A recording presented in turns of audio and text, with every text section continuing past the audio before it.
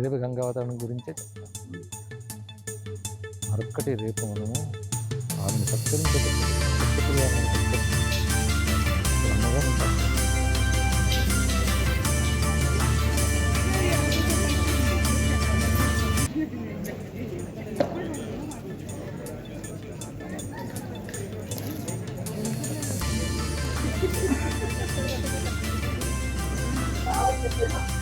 ఋషిపీఠం సంస్థ 25 ఏళ్లుగా పత్రికను నిర్వహించడమే కాకుండా ప్రచురణలను అందిస్తూ అనేక ధార్మిక సేవా కార్యక్రమాలు చేస్తున్నది.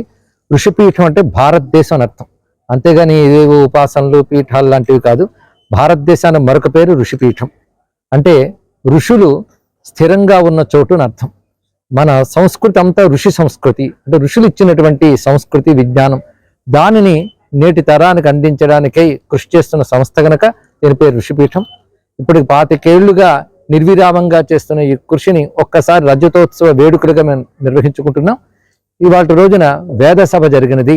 చతుర్వేదాలకు సంబంధించిన పండితులు ఇవాళ వచ్చి సంహితాపాఠం, పదపాఠం, క్రమపాఠం, ఘనపాఠం అంటూ వేదాలను వివిధ పాఠాలను వినిపించారు. ఒక దివ్యమైన అనుభూతితో జరిగింది ఇది.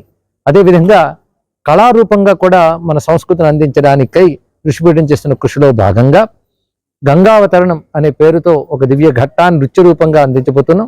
అదేవిధంగా గరిమడి బాలకృష్ణ ప్రసాద్ గారి స్వర రచనలో శివపదం గీతాలు శనివారం నాడు కచేరీ జరగబోతున్నది.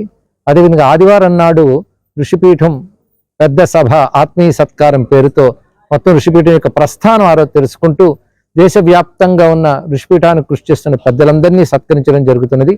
ఈ 4 రోజులు వేదాల సంక్షిక ప్రతీకగా చేస్తున్న ఉత్సవం ఇది.